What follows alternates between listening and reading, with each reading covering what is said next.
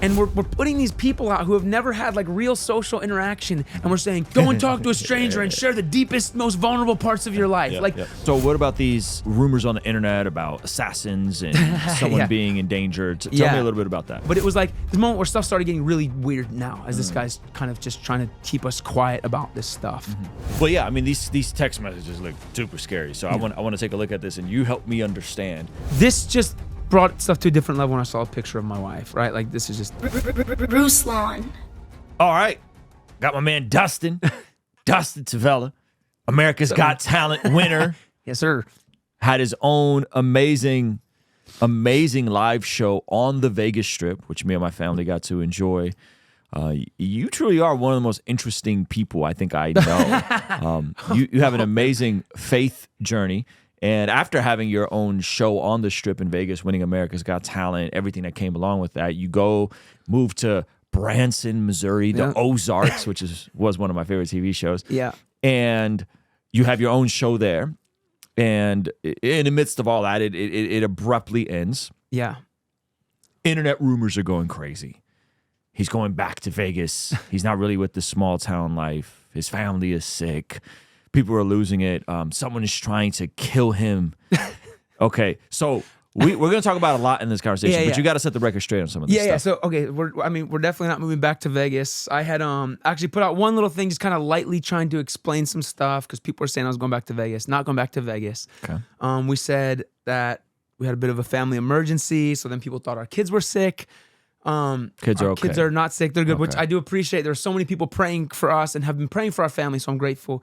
And then, anything else? I think the family emergency that we had was something more not as much looked into a doctor as much as by the police. And so I can share this whole story, the whole thing, but it's been a wild journey. So we did stop the shows, and we're just kind of getting ready for whatever's next. But we're staying in Branson. We're not leaving Branson. Branson is home, and we've absolutely loved being there. Okay. So I want to come back to that and unpack that and assassins and all kinds of crazy stuff. Okay, and we'll look at some potential, text messages and some of the craziness that's been happening. Which, by the way, sounds a lot like the show Ozark.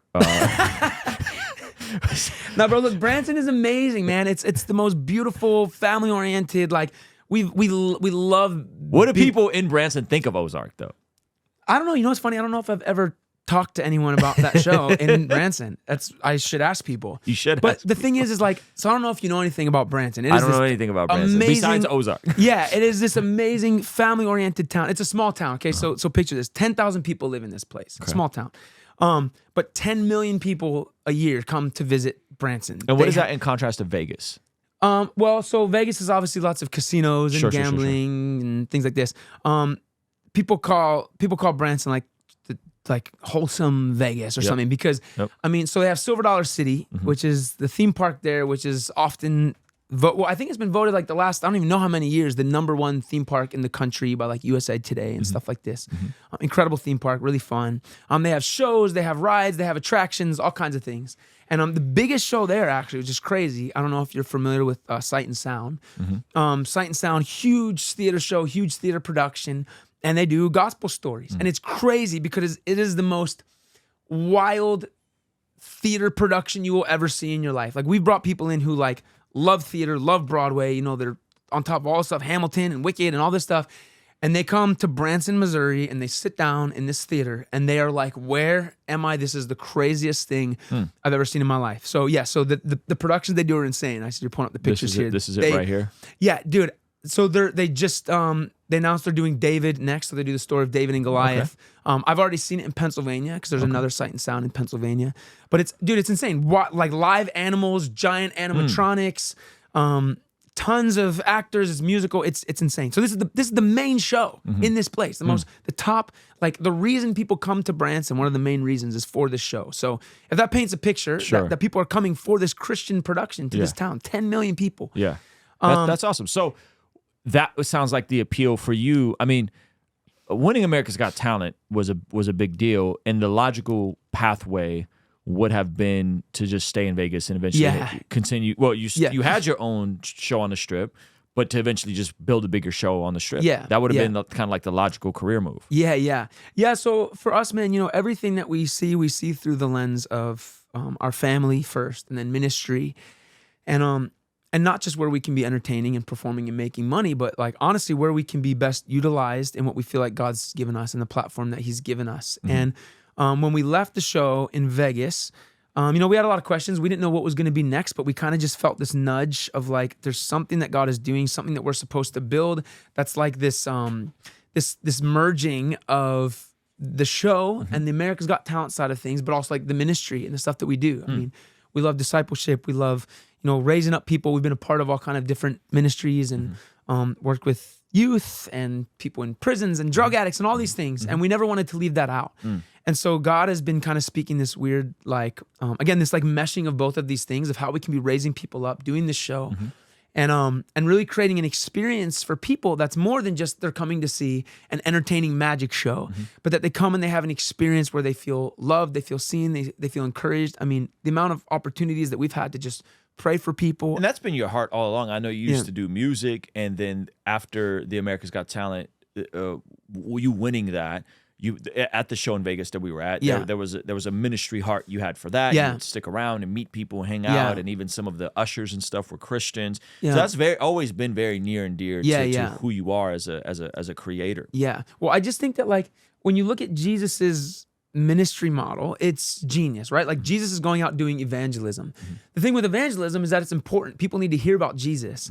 But the thing is, you show up to a place, you share Jesus, and then you leave, and those people stay. And then hopefully, that continues to grow. Hopefully they continue to grow and get plugged in. And Jesus had this perfect balance of discipleship and evangelism. So even when he went out into these cities and these towns to minister to these people, he was doing it in front of the disciples, right? So he's like, with these people that he's pouring into regularly, and then he's taking them with him on these missions where they can see what it looks like to love on people, and then model that same thing where then they can raise up other disciples and they can raise up other disciples. And I think that a lot of times, especially now within ministry and Christian culture, we're really good at doing one or the other. But to really create something where we are raising people up while also sharing Jesus. And so for me, what we've loved, this kind of unique space that we're exploring, is the idea of being in these places where people are coming to from all over the country, from all over the world.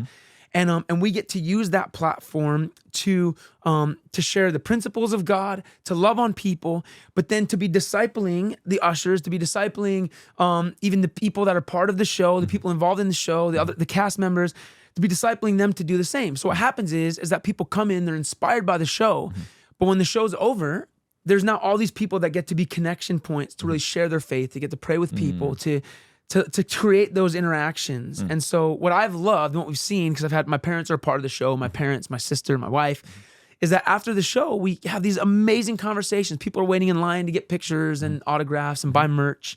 And, they're standing at the merch table. And I look over, my mom's just like praying over a family because one of them has cancer. And I look over at my sister, and she's praying over a family. They just decided to sponsor a kid through Compassion International. And she's just praying for their journey as they learn what it is to be active in their faith. And it's just this really beautiful thing where together we're growing, but we're also getting to evangelize in the process as people are coming and sitting in these seats. It sounds like what you're saying is like building rapport, building common ground with people, and then as they go along this journey with you through America's Got Talent to your own show on the Strip to now, being in Branson, speaking more, that as they discover you and more about your story and they discover you're a Christian, then they can kind of get the gospel almost incrementally. Am I tracking correctly? Yeah. Well, I think what it comes down to is knowing your audience. Because, and this is, again, I just keep going back to Jesus's model. There's places when Jesus is there, he's calling people out, he's talking about sin, he's preaching hard messages. And then there's times he goes in and he's like, okay, a bunch of farmers, maybe they're not really as educated. So listen up, guys. If you throw seeds here, it'll grow. If you throw seeds here, it won't grow. See ya. And then he doesn't explain it. He's just like... And the disciples didn't understand some of the parables sometimes. They were confused. They're like, what are you talking about? Why would that... And so, but here's the thing. That wasn't... People now would be like, Jesus, you just watered down that message, right? Or they would see him preaching about repentance and they'd be like, you went too harsh. You got to love people. But with Jesus, again, he's the perfect balance. He knew his audience. He knew where people were at. He wasn't trying to impress or meet some standard that he had to meet of what it means to be a preacher. What he did was he went into a place, he knew and understood the people, which I don't think we as humans want to do anymore because that's the part that takes time to go in and to know a homeless person and to say, how do I serve this person? To know your neighbor, say, how do I serve this person? I have a massive update for you. I'm sure by this point, you've heard about the Blessed God Summit happening March 27th, 28th, 29th here in beautiful Carlsbad, California. But we've heard your requests. We've conceded to your demand. There are virtual tickets that are now available for the Blessed God Summit, so you can access it from anywhere in the world, as well as access to the replays. And for those of you guys that are looking for something extra, we're also offering a virtual ticket and an exclusive Bless God Summit merch bundle. There's some amazing art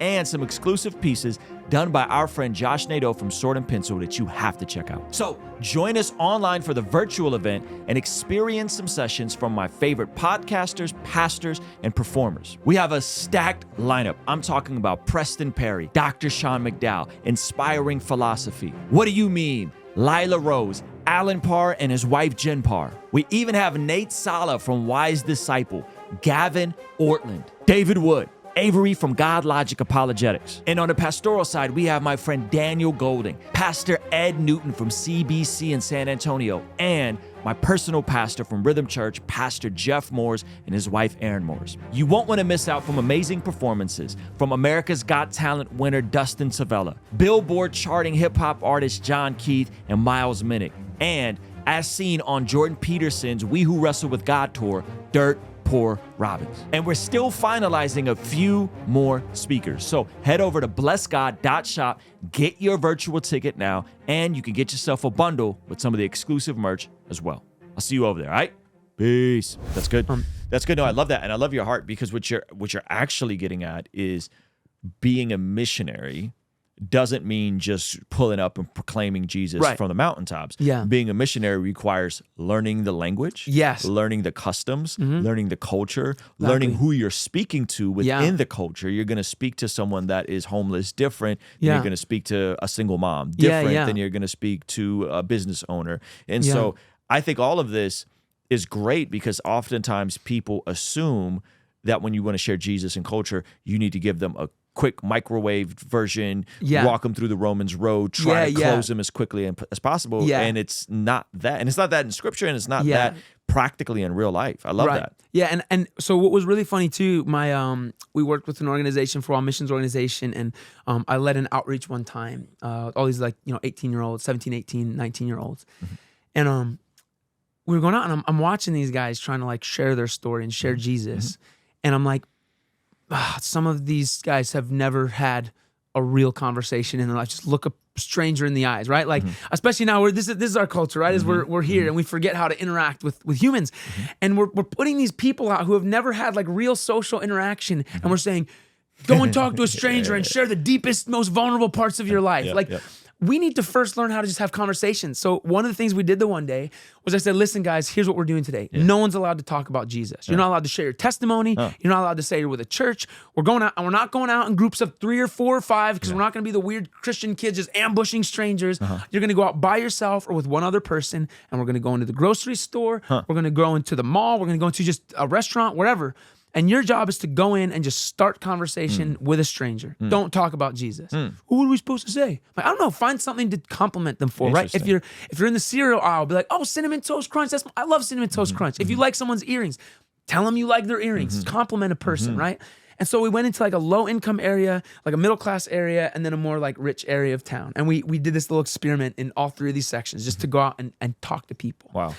And some of the conversations afterwards were amazing, because I saw some of them starting to break through this barrier of why is it hard to approach a person? Why is it hard to feel you see a person? Because when you go in I'm going to share Jesus, a person feels that. You go in and you're manipulating the conversation to go where you want it to go, which does not feel like an authentic interaction. That's good. But when you actually care about a person, you're interested in their interests. You're interested in their family. You're interested in their story.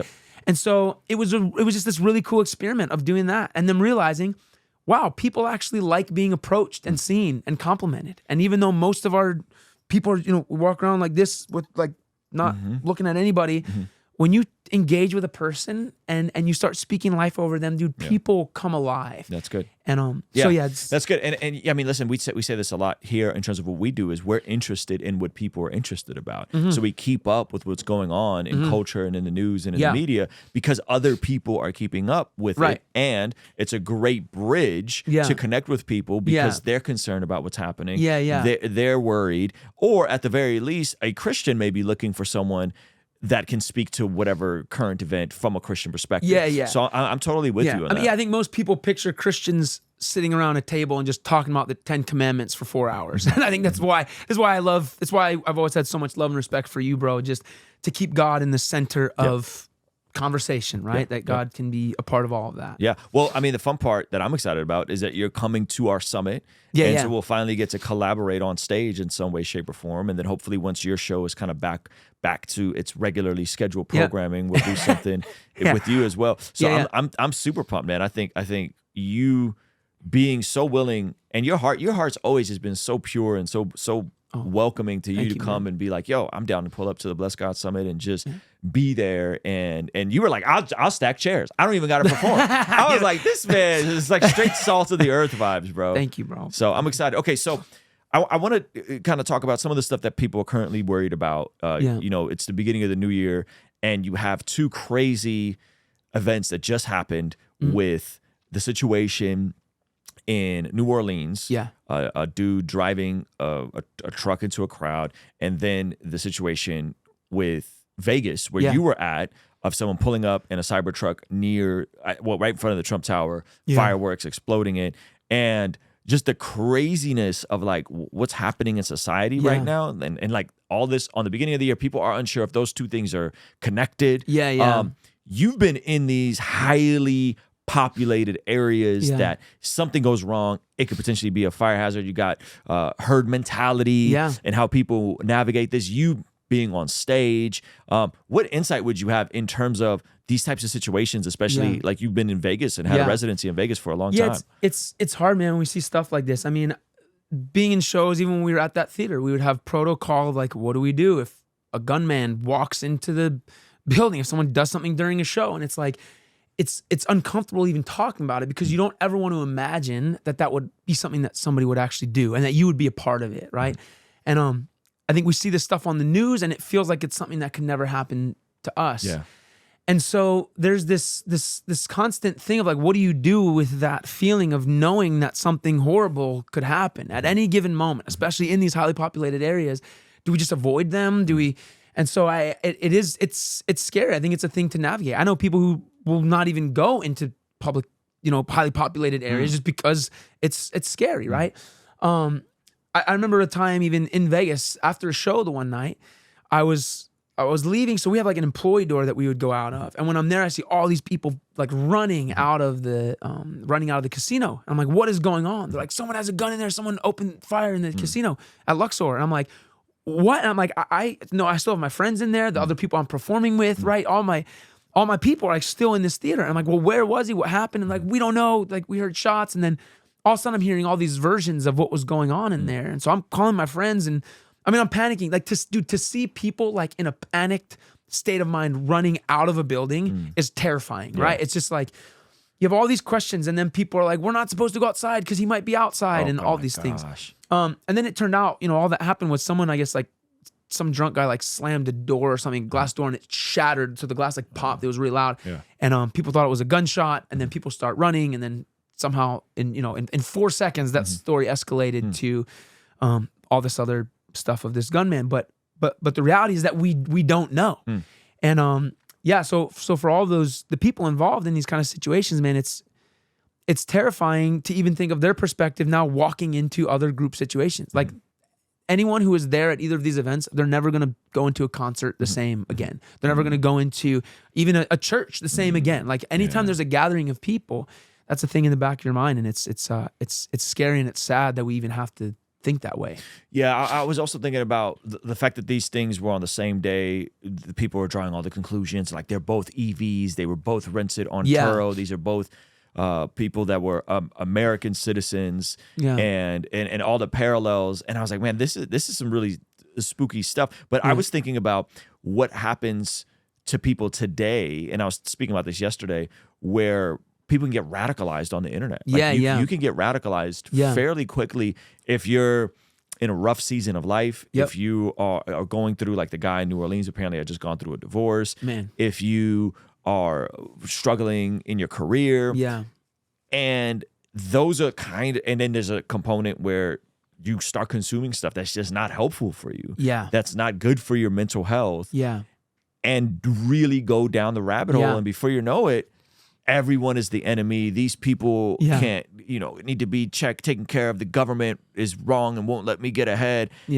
And then you're just gone. Like it's scary, and that's very prevalent now. No, for sure. And I think just in general that thing. I mean, we look at like so many patterns even within young people now with social media and how it's informing them of things, because I believe that God designed us in the midst of the crazy trauma that we can experience in this world, that we're supposed to have each other to lean into. Amen. And what's scary is that some people in the midst of, like you said, in the midst of their divorces, in the midst of losing their careers, losing money and all this stuff, they're being informed by this thing. And even though you can find encouragement in these spaces, like I think this is good. That's why I'm saying I love even this podcast and everything you do.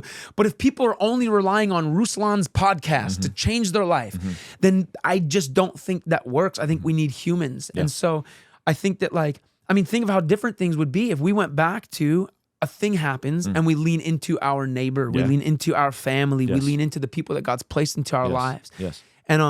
And instead, and when you say about, is this connected? Is it not? Like all the things, I think that's us trying to make sense of evil in the world, right? Like we're trying to make sense of how could this happen? Why could this happen? It happens because there's evil in this world, man. And we're told how to deal with it because we can't eliminate it. Yeah. And that I wanted to point people to this passage, right? This is, I think, one, processing what's happening in society, but two, making sure that we have our hearts guarded and that we're not going down some weird content dark vortex of just poison, right? Philippians chapter 4, verse 8, finally, brothers and sisters, whatever is true, whatever is noble, whatever is right, whatever is pure, whatever is lovely, whatever is admirable, if anything excellent or praiseworthy, think about such things. Think about things right here that are true. So truth is the North Star, right? Noble, right, pure, lovely, admirable, excellent. Like these are the things we should be thinking about. These are the things we should be putting on our minds. Absolutely. And I think in this social media climate, there's just so many things to distract you, and the things that lead are the things that bleed. The negative things are going to be the things that go. And this is why I'm so excited to see all the things that God is doing in entertainment and what you're doing with being a magician and speaking hope into people's lives.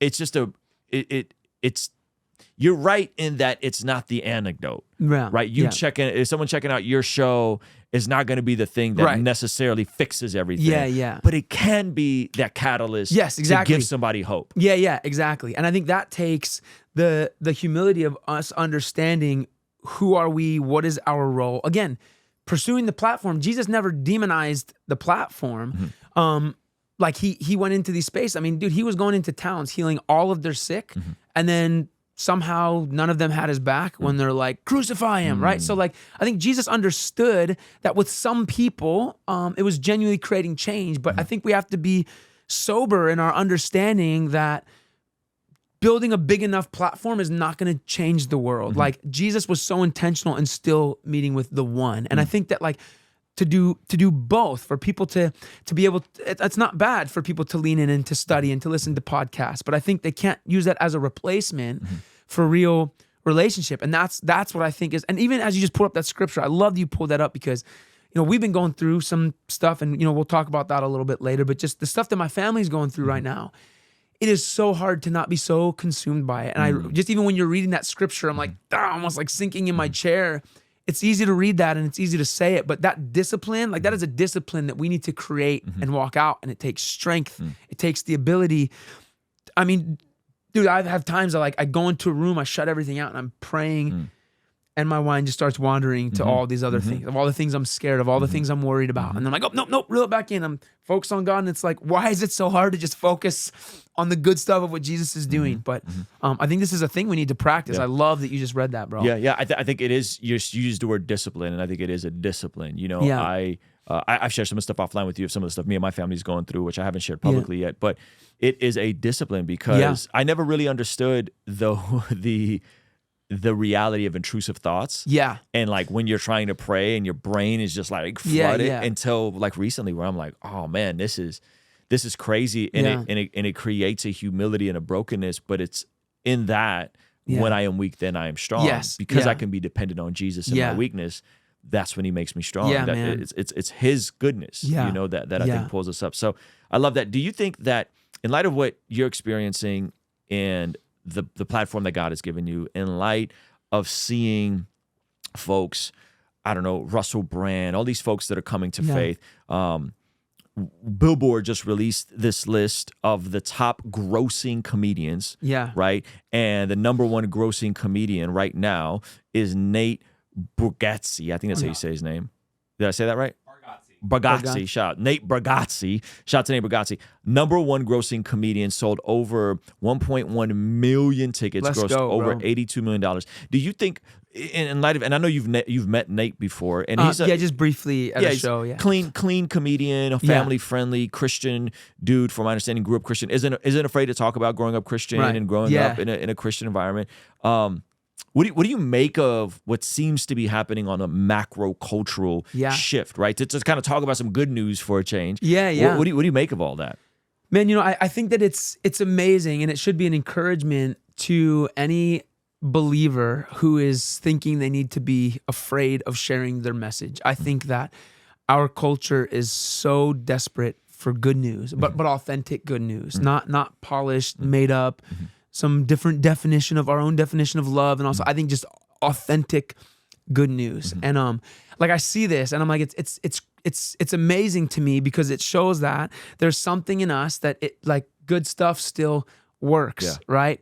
And I say this too when I was on America's Got Talent, man. I was afraid of like what is gonna come of this stuff, what's gonna happen, and then it was like this story of people just wanting authentic things. I mean, there was a guy I just talked to, I didn't talk to recently. I watched a video of a guy who was talking about how he kind of always avoided the Jesus stuff, and he always avoided like just claiming faith, and he would call it the universe and all these things. But as darkness has become more and more evident and obvious in our culture, he was like, I accidentally became a Christian. Like, because I realized as darkness became more evident, I knew I didn't want to be a part of that. So it was pushing me away from that, which naturally pushed me into Jesus, the alternative, which is Jesus, which is truth. And I think that this is a perfect example of the fact that you, and plus, I mean, come on, let's get real. Nate is smart, right? He's just good. He doesn't have to rely on even being raunchy or all these things. Nate is, I think he's a genius. I think he's one of the smartest comedians. He leans into his personality. He leans into who he is. And what was it like interacting with him when you guys met? Oh, he was amazing, man. And again, we're not like friends, right? But it's funny because so his dad's a magician. And every magician now, like as Nate's gotten famous, every magician is like, in their mind, they're Nate's best friend because we're like, we met his dad, right? And it's like, Nate loves me. We have that connection because he does magic and I do magic. And I just didn't want to be that guy. But so we went to a show. He had a show in Springfield, which is like an hour from Branson.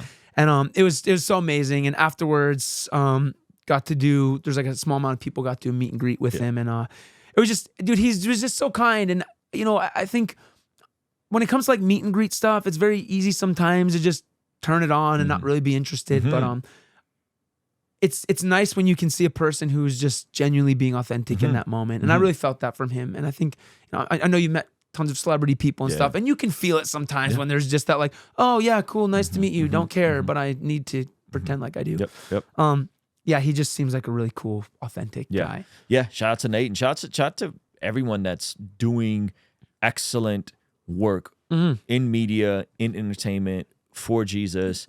Regardless on how overt or unapologetic they are with their profession, I think it's a massive net positive. Yeah, no, it is. It's amazing, man. And I think that we have gifts to just to entertain, right? I think that there's a place for that, to just be together and to laugh. And I always think of that scripture, you know, the joy of the Lord is your strength. We say this all the time, but you know, some of the context around that is these people, they're trying to get their hearts right with God, and they're fasting and they're mourning and they're grieving and Jesus is like, yo, guys, just choice drinks, get the best meats, invite your neighbors, invite neighboring cities, and just have a party because the joy of the Lord is your strength. Sometimes we can celebrate life and we can laugh and we can be happy. We can play games. We can lean into our relationships and have the Jesus conversation. And sometimes we can just share funny stories of things that happen. And it's what I love about Nate and people who are able to do that is there's a need for that, I think. Do you think there's a shift, maybe my buddy Mike Signorelli said Jesus Revolution 2.0,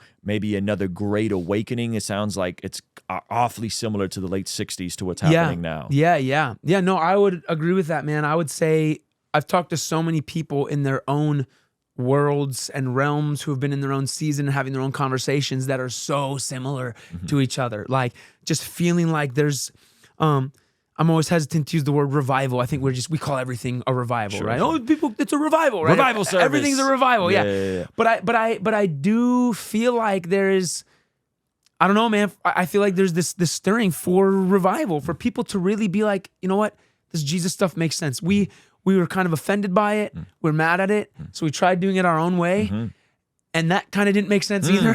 And so it's like, I think we got to get back. Yeah. Because the gospel, I don't even think it's that it doesn't make sense. I think it just offends us. Like, Yeah. we want to believe the standards of God, the principles of God, but we don't want to make him God because I want to make my own rules. I want to do things my own way too. And I think as we start detaching ourselves from having a king, a Lord, a ruler in our lives who defines rules and truth, whether I agree with it or not, whether I like it or not, there's something very important about that. And, you know, as a parent, like, it's okay that your kids don't understand all of your boundaries. Like, you tell them, don't go play in the street. It doesn't matter if they understand why or not. That's just, don't do it. One day they'll get it. Yep.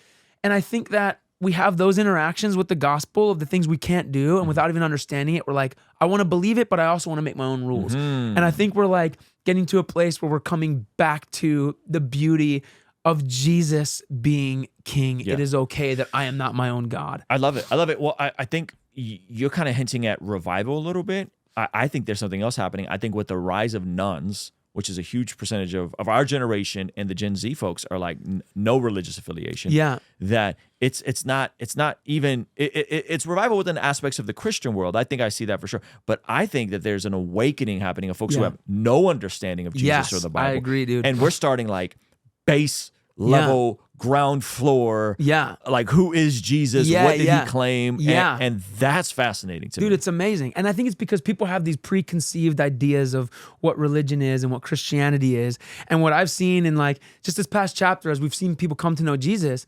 it's like you said, it's like for the first time they're experiencing this new version of Christianity, new version for them of like, I can have a relationship with God and he cares and I have purpose, and it's like I can set down these distractions and I can feel what it means to connect with the human. I can feel the hug of a person who cares about me, who wants me to know God for right reasons. And dude, it is wild. Just like some of these people who, again, in this last season, who've come to know Jesus, and it's like their mind is blown at the simplicity of the gospel and how good God is. And I think it's beautiful because it's almost like people have stepped away from the church and they've been mad at it for so long that now it's becoming new all over again. And I don't know. I mean, obviously we don't ever want people to walk away from Jesus, but it's almost like God's even redeeming that into now it feels like this fresh thing of people understanding what that means. I've heard it described as, we think that we are in a post-Christian nation, but it's possible that we may be in a pre-Christian nation.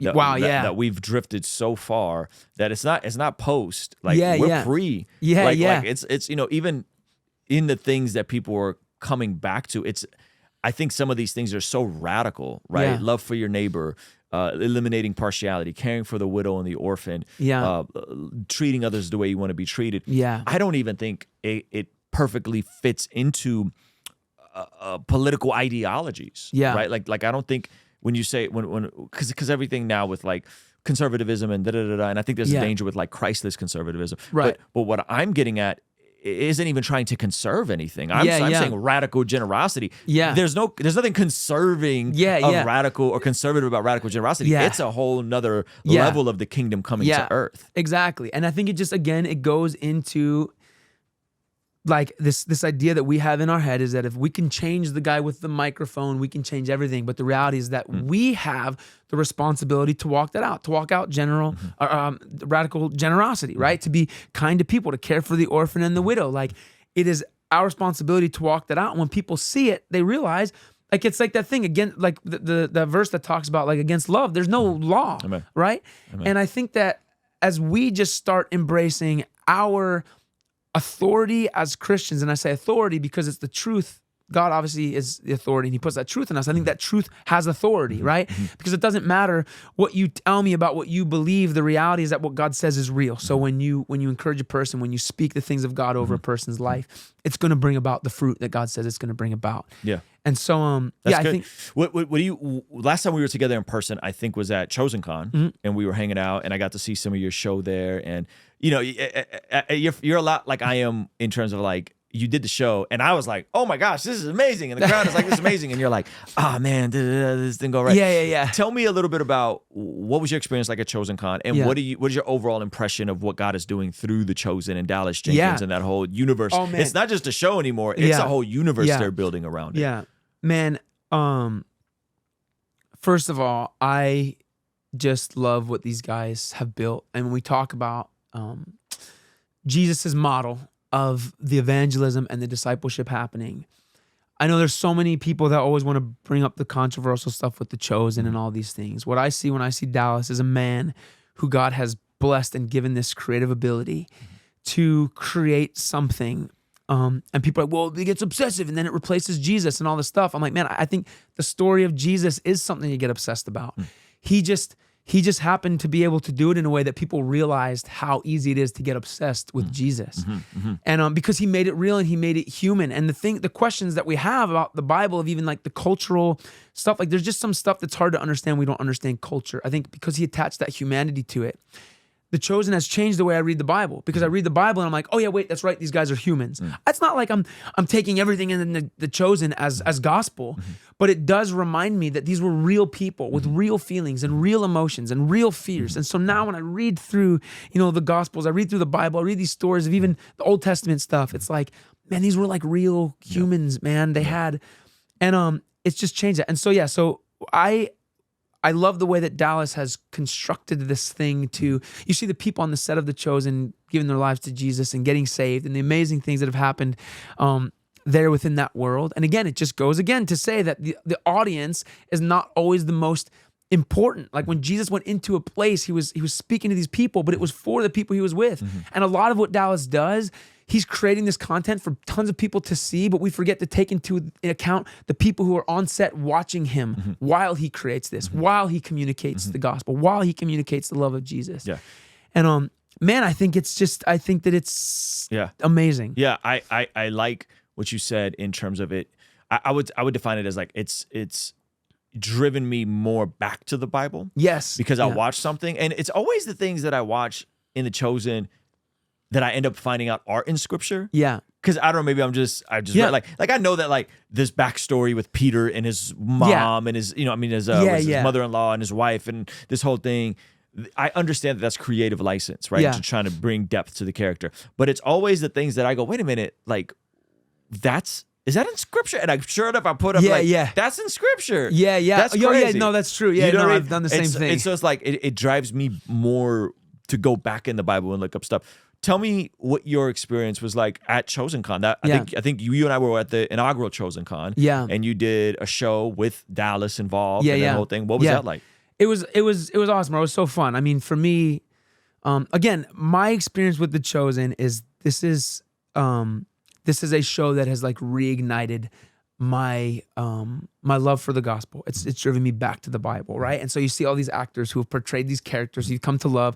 So getting to be up there and performing for them with some of the cast, it was for me, it was so fun because like been around a lot of celebrities. I had a music career before I was doing magic stuff, and have met all the crazy big famous celebrity people, and it's cool, it's whatever. But when you see people who have truly like pushed you back to Jesus, like helped you fall back more in love with Jesus, like there's something exciting about that. And so to me, I feel like I was more starstruck at Chosen Con than I ever been anywhere else, right? Because it's like, these are people, I've watched this, I've been entertained by the show, but my life has been changed by this show. And so it was cool because I was like more fangirl there than at like something with like a Justin Bieber, a Selena Gomez, or a Taylor Swift or something, right? And then of course interacting with Dallas was incredible. And actually, again, just with some of the stuff that's been going on with us and some of the things that we've gone through and needed, Dallas has been a cool encouragement. He's had my back in some things that have we've been trying to figure out and navigate in some other areas. And I don't know, man, he's one of those people that you see him interact with his people and the interactions that he's having, and you see the way that people love and respect him that he works with. And to me, that's more important than anything, because you have a lot of Christians like mad about this, or this isn't exactly how it was in the Bible, or he took creative license here. And I just think that like, I mean, we could, all these people making these accusations, we could look at their life and do the same thing, right? All the things that are off, all the things we don't agree with and don't align with Scripture. And I look at Dallas and I look at the way that people listen to him and respect him and come under his leadership because they feel loved, they feel seen, they feel appreciated. That to me is the sign of a human being doing things right in his relationship with Jesus, right? Using his gifts the best way that he knows how. I don't think that someday in heaven, when he's standing before Jesus, that Jesus is going to be like, man, you were pretty cool, but how dare you put that scene in there with this? Like, I think Jesus is going to be like, thank you for knowing me. Thank you for leading your people well. Thank you for loving them. Thank you for being willing to be offensive for the sake of the gospel, to make sure it's being preached in whatever way possible. Like, I just, I think that it's beautiful, man. That's awesome. Okay, so you kind of alluded at it in terms of some of the stuff your family's been going through in terms of the move from Vegas to Branson and the craziness that's been happening on the ground. So kind of catch us up to date. Again, your family is healthy. Everyone's fine. You're not going back to the Vegas Strip. Right, not going back to Vegas, staying in Branson. So what about these rumors on the internet about assassins and someone being endangered? Tell me a little bit about that. Yeah, so I'll back up a bit, just even in how we got to Branson and how much I love Branson, because the thing that I don't want is Branson is just such an amazing, beautiful place. And I think what I'm thankful for is that, like anything that's amazing, like anything that's beautiful, there's always going to be stuff coming in to corrupt it. And what's amazing is that Branson is a place that continues to fight to keep itself as this wholesome place that celebrates faith and family. And that's really what drew you there in terms of moving away from Vegas to more of a place that's family friendly and I'm assuming also faith friendly and can let you share your faith more. For sure. And it's not even to knock anything in Vegas. I just think for what we were trying to build as far as this this ministry model where we can function and be training people up and have the support for that while also doing a show, it just made the most sense. So we fall in love with this place, man. Like literally, we've gotten to know the mayor quite a bit. I've had a meeting with like the city administrator and the chief of police and the president of Chamber of Commerce. Like all these people, amazing people in this town, fighting to keep this place a place that is wholesome for families. And the reason I'm saying all this is because this is the buildup to like feeling like we were called to Branson for more than just having a show. There's something so special about this place. And when you think about all of the touristy places around the country, this is like the last one left that like puts Jesus on their walls and is proud of it, right? And I think that like when we look at, I mean, there's people literally boycotting other places in our nation because of what they feel the entertainment space is becoming, because of what they feel that tourist places are becoming. And it's very sad to see the things come out, even with Diddy and all these things. It's such a corruptible space. And so when we walk into this town and we see, like we talked about earlier, the biggest show there is a show. I mean, dude, like, you need to come to Branson and we're going to go and we're going to watch David when it releases. But like to know that it is a gospel story. Like to me, this is a place worth protecting, right? So we're here. I just want to say you are a fantastic billboard for Branson. Because not only did you share in this, you shared all of this with me on the phone multiple times. And every time we talk about Branson, you light up. And I'm just like, I know like 5 people in Missouri. And you're like the biggest advocate for Missouri and Branson. as a believer, as a person who is passionate about entertainment, passionate about like using my gifts and performing and entertaining, knowing that there is a place in our country that like embraces faith and people flood there for that, I think it's a place worth protecting and fighting for, right? And I would love for the whole world to know that this place exists. I mean, there's 10 million people coming. the entire world knows about Vegas. And I think I looked at one point, I think 30 million people go to Vegas a year. And that's a place the entire world knows about. So imagine if like more people knew about Branson, how powerful of a place this could be. Yeah. And dude, the theme park, by the way, Silver Dollar City, is owned by a guy named Jack Hershen. Just hung out with him the other day, sat and talked for like 2 hours, just going back and forth. This man loves Jesus like I've never seen. This guy's running this theme park, bro, and you see little scripture stuff all around. It's crazy. #1 theme park in the country, you know, voted by USA Today and these other places. And it's just like Jesus-centered. That's amazing to me. That's such a win for us as believers, right? Absolutely. And so, anyways, so as we're there in the theater that we're in, there was just some tension that started arising between. So I was at Raise Alive Theater.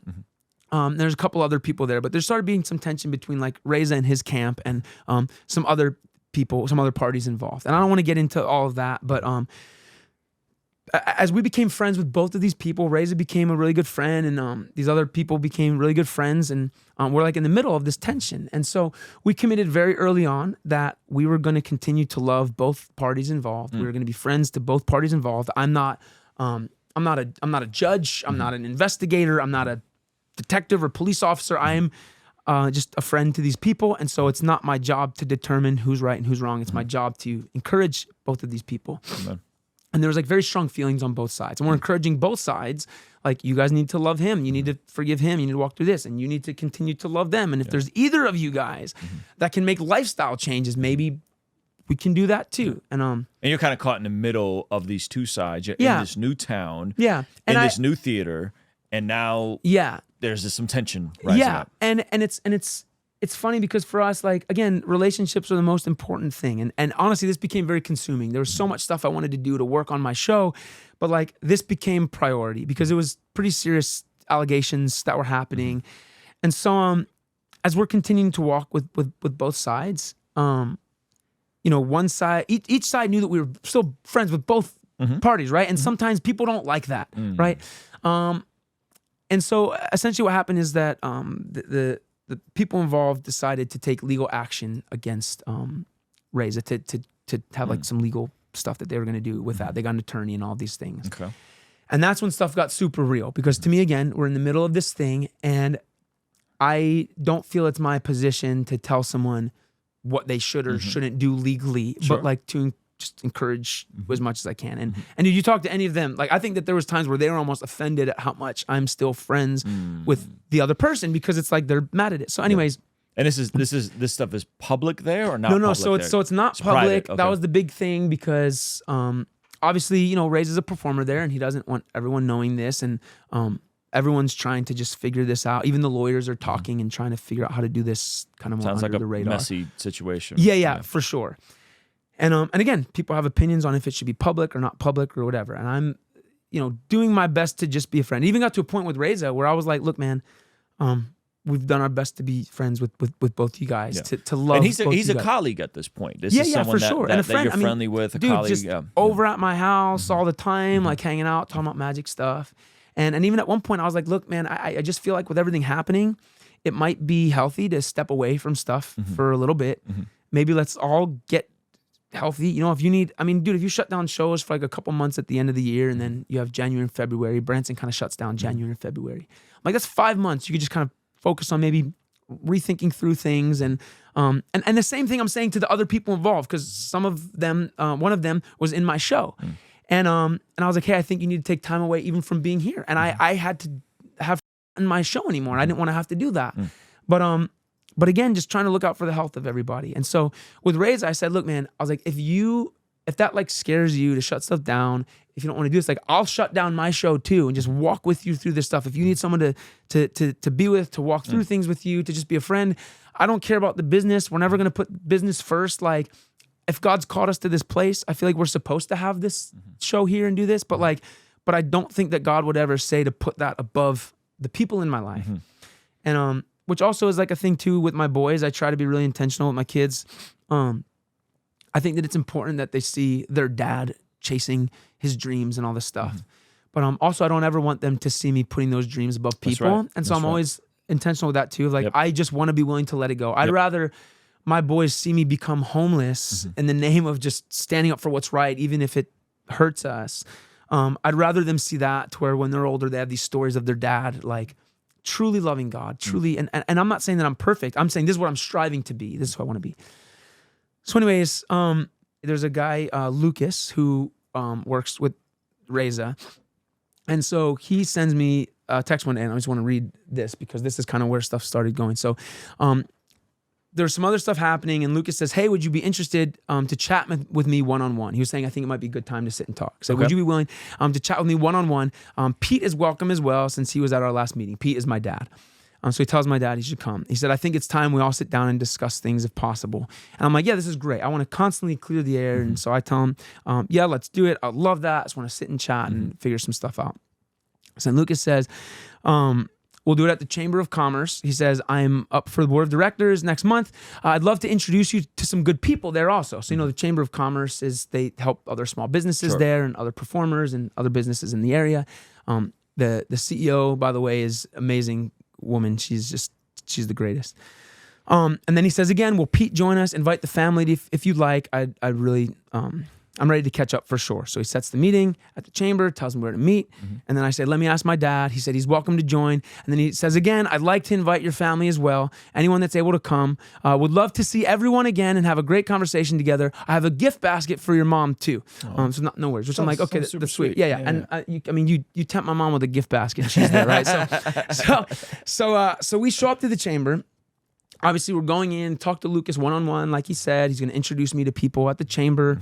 And he has a gift basket for my mom. And so we go into the room, shuts the door behind him, and there's another guy in the room, and he introduces the other guy that's in there.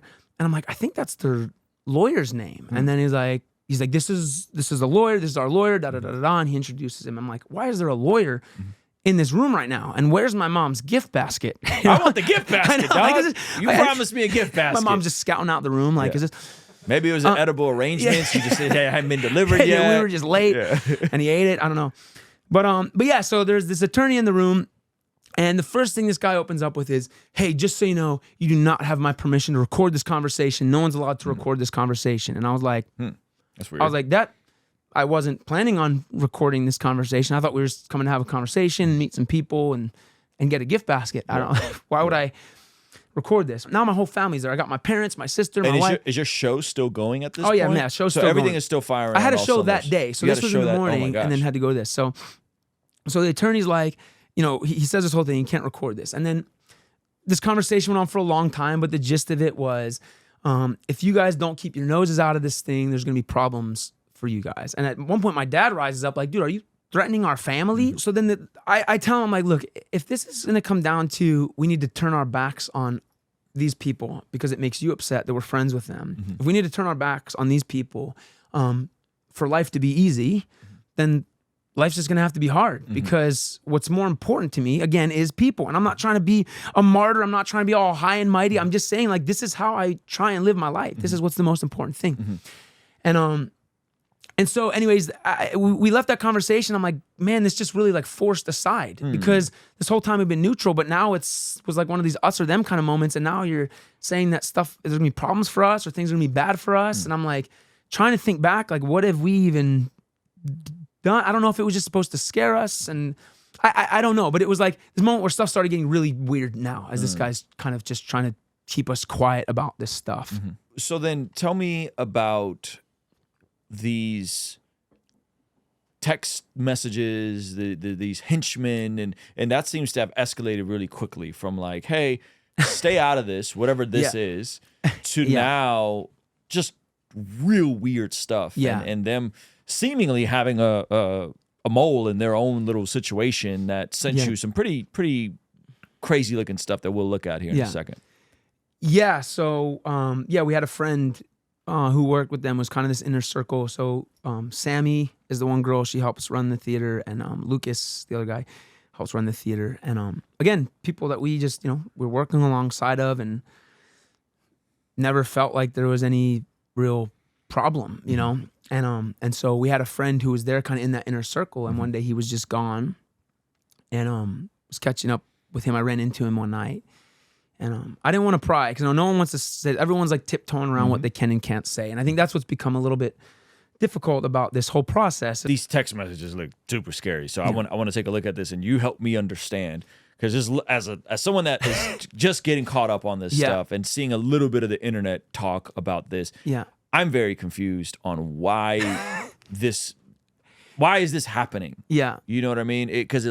And maybe it's just maybe it's not what it seems. But can we do that? Can we jump into some of these? Yeah. I mean, if we're bringing them up, I mean, so this is a text that has a incognito photo of you and there's all these characters in it. Yeah. Who is that? Dustin and a person involved today. And there's a incognito photo of you having lunch that is really weird. Yeah. This is really weird. I'm looking at this like, why would someone snap this? It's almost as if they're spying on you. Right. So this guy is one of the people involved, really good friend of mine.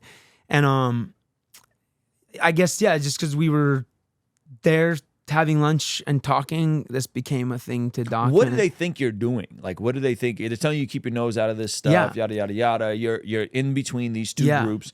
What do they think is happening? Yeah, do you think you're plotting their takedown? They're this diabolical character? Like, what do they think is going on? No, that's a great question. And that's the thing that I think I never really, because the thing is like Reza knew the whole time that I was friends with them and hanging out with them and close with them and their families as well, right? And they knew that I'm friends with Reza and Sammy and Lucas, and like everyone already knew this, so like I don't know why this picture is even worth being like a picture worth being taken, because it's taken and sent to a group text. Yeah. And I'm having lunch with the guy there. I know I'm spending time, so like why is this important? And so then they go, we can start effing with his show. Yeah. We know what cables to pull that blank technician wouldn't be able to figure out. Yeah. So you get this, and then it escalates. And this is where it gets really, really, really weird. Yeah. So this is... So this first one, this is a screenshot that Reza sent to that group text. So this is Lucas sending this to Reza. Turned around on the trail at my normal spot and realized they were coming around the corner. So I snapped a quick picture with my FBI glasses. What? Yeah, so that's my wife in the middle, with one of the other people involved. Well, two of her friends. One of them is involved in this stuff going on. Interesting. To me, this is where it's like, this is crossing a line. This is my wife, right? Like, this is my family. My wife, like, this is the stuff that makes my blood start to boil, and I need to pray and say, God, give me the correct emotions right now. I would be livid. So it sounds like from their perspective, is this like the smoking gun that, oh my gosh, look, they're around these people that we have beef with and we have issues with, and look at the backstabbing friends that they are? Is that how this is being presented to their community? Or did they know all along that you are friends with these people and that you're here to support? They knew all along. Like, and there was multiple times where I'm talking to them saying, hey, I just talked with these people. You know, we had this great talk. And I think this is what was so bizarre to me, is I'm like, what are you finding out by seeing this that you didn't already know? Right? Like, I don't know. Like, to answer your question, that's the weird part of this whole thing. Yeah, at the very least, it's just weirdo behavior. At the very least, it's just weirdo stuff. Okay, so it says, yep, that sure is her, the person that you are. Because he says that's the other person involved in the blue. Yeah. And then they roast him, rightfully so, for FBI glasses, as they should, because this is weirdo behavior. You guys knew what was happening way before I wanted to believe it. We literally have a mountain of evidence. Now, what are we going to do with it, and when? I would like a meeting with the henchman. So this is where things just keep getting more bizarre, right? Like, first you're taking a picture of my wife. Now you want a meeting with the henchman. And it's interesting that this was all passed on to you. So whoever's in this group text clearly didn't feel comfortable what was being talked about. So they, in terms of their circle, have someone that wanted you to see this and go public with. So after this, so his words to me were, he left that theater because there was some lines crossed that he was not okay with. Which to me was like, okay, like, I wonder what that even means. And this was after that meeting with the attorney. So I'm like, what does that mean, right? So when he came forward and shared this stuff, I mean, what's scary and strange about this, just again from the way I'm reading this stuff, is I don't know what they think. I don't know what they believe. First, they're talking about sabotaging my show. Then they have pictures of my wife. Now they want a meeting with the henchman. Yeah. So, and again, where's my mind supposed to go with this stuff, right? And so, anyways, yeah. Yeah, especially when family is involved like this. Yeah, and this is the thing, bro. Like, this just brought stuff to a different level when I saw a picture of my wife, right? Like, this is just, anyway, sorry. So it goes on to say, Lucas is currently meeting with the entire Tavella family right now. This is highly unlikely to become very interesting. Highly likely. Highly likely this will become very interesting very quickly. Could you let blank know that there's new development today, or we're getting everything assembled and we'll get with her ASAP, and we appreciate her standing by.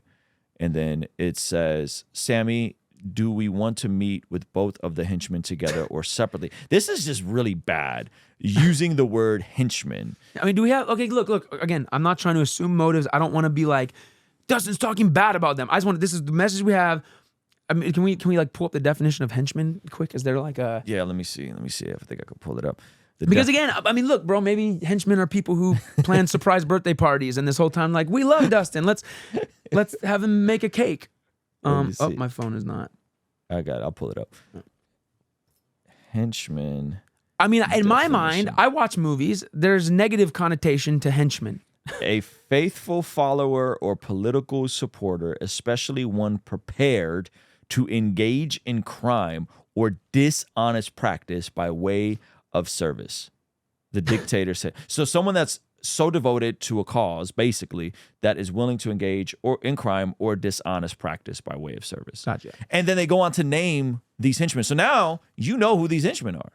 Yeah. Well, kind of. I mean, you know their names. First names, we know their names. Okay. Yeah. So Sammy, let's go back here. Sammy, do we want to meet with both of the henchmen together or separately? And how do we ensure that they don't know either party and are playing with us? I'm done pulling knives out of my back. Yeah. I know henchman number one. So real quick too, I'm done pulling knives out of my back. I think again, maybe speaks to what they think is happening, which is somehow we are not being loyal or faithful to them by being friends with the other side. Sorry, because you asked earlier. I saw. Yeah, because this is your colleague at the end of the day. This is your colleague. Yeah, in my mind, we're friends. I'd hung out up until getting these messages. We're hanging out, talking about magic and talking about some of this stuff. And Yep. So I know henchman number one, henchman number two. I don't know as well. I think henchman number two is more a protector than a take care of business kind of guy. Oh my gosh. What? Just message henchman number one. Yeah.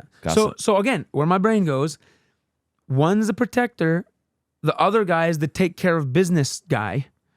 And so you contacted the guy who quote unquote takes care of business. Again, I don't want to assume wrong motives. I watch movies and I know what I think if someone says, let's contact the henchman who takes care of business. Yeah. After seeing pictures of my wife on a trail, my brain goes all kinds of places. Again, I'm not saying that's what's happening, but it's what I'm reading.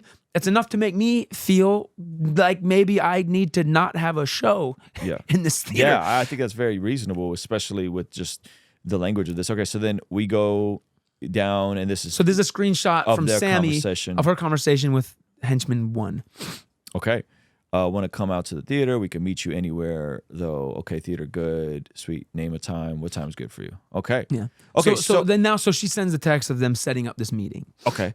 And so is this the last correspondence that you got? Yeah, that's what I. That's where that's left what off I at. saw. Yeah. Okay. So then, do you mind sharing who got you all this information? Yeah. So it was my friend who I asked him. I was like, hey, he's in this group text with... Right, yeah, he's in this group text. And he's become... I mean, look, here's the thing. Do they know that you have this information? I think that they do because... Well, they have to know because of just some of the legal involvement. So after this happened, again, I'm like, what do we do with this? I just had finished the show that day. And so with some of the other people involved then, because at first, I didn't know that any of this stuff was about us because the stuff that my friend was alluding to was just that there's something that I thought it was about the one other party. So I went over there. I was like, guys, I think you might need to know this is happening. Things just got to a crazy level. While I was at their house is when we started getting these messages. And so now I'm like, again, maybe there's a thing I can sit and talk this out with them. But the fact that my family is involved, I'm like, we need to involve the police, right? Like it gets to this thing where this is so beyond now. Let's just be everybody's friend and let's talk and pray for them. Like you have you just involve my family. Yeah, this is a bona fide threat. If I'm a husband and a dad, like I'm like, And look, is there other context of what this means? Was this guy going to kill us? Was this guy going to hurt us? Was this guy just come and threaten us and scare us? What did they want him to do? I guess is more of the question. Because here's the thing, these guys never asked to be part of this either, right? So like, do you know these? Oh, you don't know these two henchmen? Right. Okay. So we end up filing a police report that night. The next day, it's a Tuesday. So you went to the police with this information? Yeah. We called 911 and we're like, dude, like I think my family is in danger. I don't know what's going on. We have these messages. It's not explicitly saying what they're gonna do. Yeah. And there was some conversation too that my friend told me around this, which I would also just kind of want. I think for now it's just safest and best to just show what's actually here. Sure. But what was the police response to all this? Well, obviously they're the same thing that we're saying as we read it, right? I've read these so many times and it's still just as bizarre as the last time that I read it. And so they take the police report and then the next day now I have a show on a Tuesday night. I'm like, well, now I already am like, are they going to sabotage my show? Now I'm like, is something bad going to happen? My family is part of this show, bro. Like I'm not going to walk my entire family into a building with these people who in some way, shape, or form want bad things for us, right? Whatever those bad things are, maybe it's not clear. In my mind, I feel like you know. But so then we had to go and I had to rent a U-Haul. We went in with a police escort. So the police came with us and we had to empty all of our stuff out of the building that day. I had a show that night. We just unannounced, had to go in and just take everything out. And were you able to get any type of restraining order? So yes, so we did get an emergency protective order. Okay. And were you able to confront this gentleman who's your colleague, who owns the theater, with the information you have in these text messages? No, I didn't, because once this happened, it was like, dude, we need to get out of there. We got to take legal action. So Sammy and Lucas were there when we went to get your stuff. When we were getting the stuff out. Reza was not there. Okay. But the cops were there, just making sure everything stayed civil. We just took all of our stuff out and left. And then from there, it's just been a whole bunch of processing. We had to. I mean, it was the hardest thing because there was people who had already bought tickets to shows, and now there's people writing and asking what's going on, and it's like, I don't know what I can say or what I can't say, and I don't want to make things worse. Again, people were asking about our kids being sick and we're going to Vegas and all these things, and so that's where I was like, I at least have to release a video just saying something for people to know. And I just made like an unlisted video that could go on just some of the Branson stuff for people who are asking questions. And it was basically just saying, hey, look, we had a family emergency. My family just needs me right now to be a husband and a father. And that's what's most important to me. And again, I keep wanting to make this clear. I can't just assume all the stuff. I have the things that I do assume. I can't say that that's fact. But what I know is that this is enough for me to not feel like my family is safe, right? So despite what I know or don't know, I'm reading this, and this is enough for me to say I need, as a protector of my family, I need to forget that I'm a magician and an entertainer and a performer for a minute. I need to forget my income. I need to forget my career. And I need to make sure my family is safe and out of this place.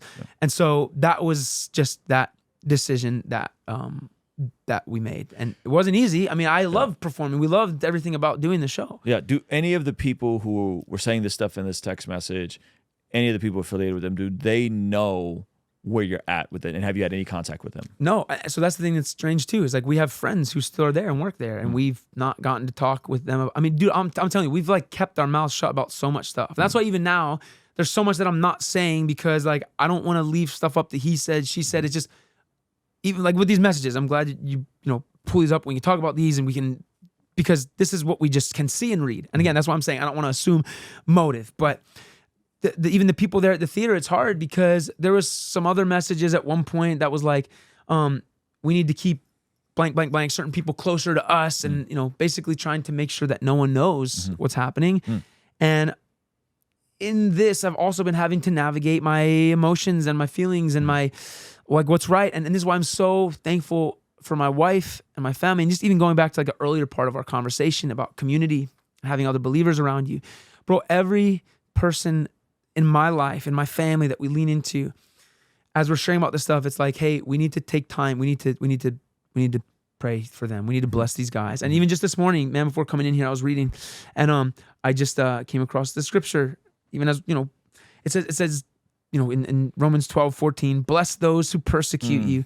Don't curse them. Pray that God will bless them.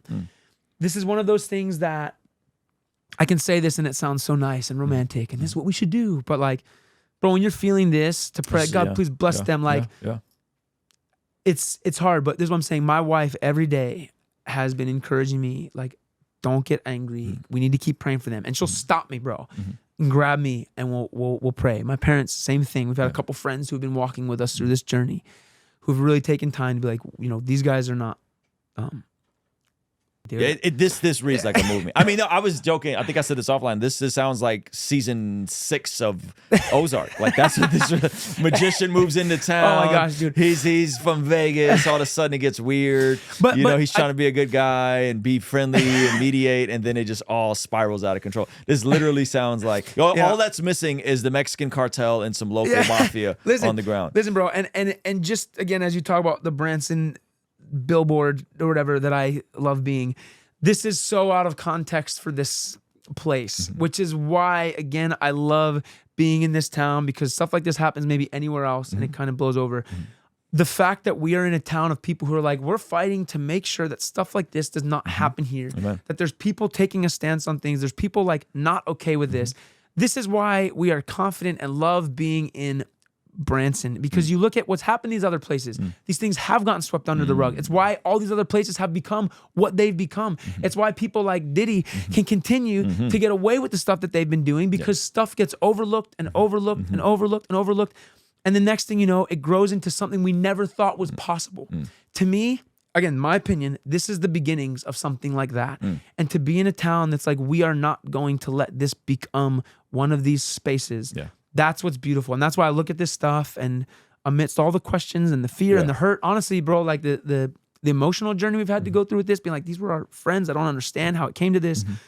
There's this part of me that, like, I love being where we are. It's why we're not leaving Branson. Amen. And so what does the future of your show look like? Like, what, I'm assuming you're not doing shows for the next couple months while you're still resolving this. So, and what does that look like? Yeah, so there's some stuff that I think in 2025 we'll still be there in Branson doing some stuff, doing some shows, maybe towards the end of the year. But right now, I think our focus is, one, I think just my family. I mean, bro, this has been the most exhausting experience of my life. Like the emotions and I mean, dude, even like the physical work involved in now reorganizing stuff, and the billboards that we have in town, and like all of the phone calls constantly trying to figure out what do we do when the brochures that we have in town, when I have to pull all of those from all of the little racks that they're in, and the distribution companies are like, why are we pulling these? And it's like, well, I can't really say, like, it's just been so much. I'm excited to just have time as a family. We are rewriting our show, building a lot bigger stuff. We've been partnering with a team. Actually, oh man, are you familiar with Pilgrim's Progress? Sounds familiar. It's a book, amazing book. So there's a production around this called Pilgrim, and there's a team from Michigan that does this production. Dude, absolutely. Listen, this is what we're gonna do. We're gonna book a trip. I'm gonna pay for your flight. You're gonna come to Branson in like April, May-ish. We'll go. We'll see Sight and Sound. We'll do all the things. I want to take you to see Pilgrim. So we've recently been talking to them, partnering with them, and building production, because my heart has always been to have live music in the show, dancers in the show, all these things. So it sounds like the show is going to get even bigger and better. Yeah. And that's what I'm excited for, is to be like, you know what? We're here. We're connected in Branson. We love this place. We're going to keep serving this city. In the meantime, we're gonna rewrite the show. We're gonna make it bigger and better than ever. And in that time, I'm assuming you're going to move venues. Yeah, probably. That might be a good idea. Might be a good idea. What's the new venue going to be, or you're not sure yet? So there's some stuff actually for 2026 that I can't say yet, but it's amazing, and I think for Branson it's going to be huge. Some really cool stuff in the works that I can't really talk about right now. But you'll be the first to know when we can talk about it. But yeah, so kind of our plan right now is just to be, again, bounce around, but also speak in other places, perform in other places. Like the Bless God Summit. Like the Bless God Summit. Make sure you guys go. I've promoted Holy Sheets. 29th. I've promoted, what else have I promoted? Silver Dollar City and Sight and Sound. And right now, most importantly, the Bless God Summit. Make sure you guys show up and come. And maybe at this point, we'll be able to share more details about things too, which should be fun. But yeah, so we'll be doing stuff like that, man. I think really just leaning into some of these partnerships. We've been doing some stuff with the Bible app lately. Fire. I'm working with YouVersion. Fire. Bobby Grunwald is one of my biggest heroes ever. If you ever look into the story of the Bible app and how committed Bobby has been to making sure that the Bible is not only everywhere in the world, but that it's free everywhere in the world. They're about to reach 1 billion downloads. That's crazy. In this year, that's kind of they're projected. They're going to reach 1 billion downloads this year. Craig Rochelle over at Life Church. There's been just so many different things that we're excited to start diving into, even with Dallas, with The Chosen, with you guys.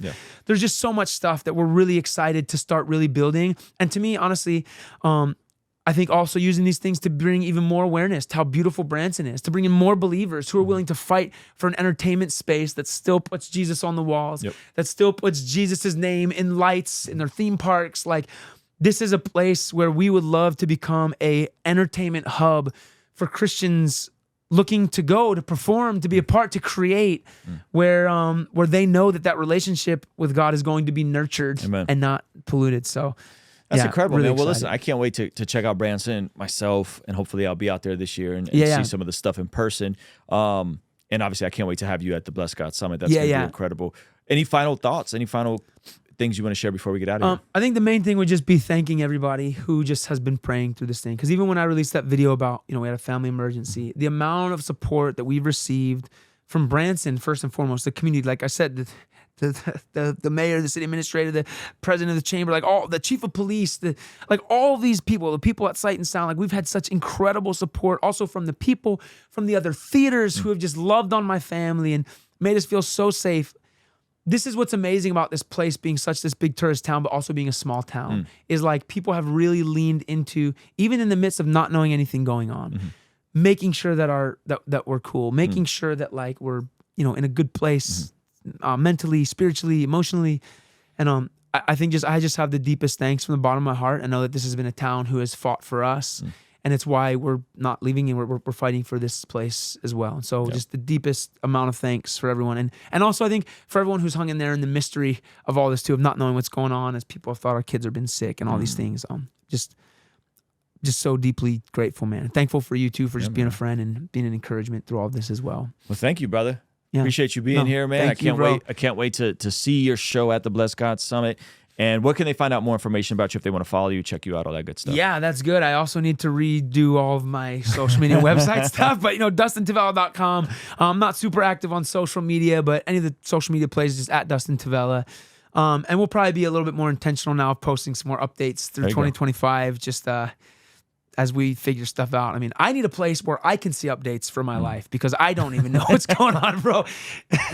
Word up, man. All right, guys, we're out of here. Appreciate you guys. Peace. Hey, thank you so much for checking out the video. Please be sure to comment below and subscribe and all that good stuff. And check out this other video that YouTube seems to be recommending just for you. Let me know if they nailed it. All right, I'll see you over there. Peace.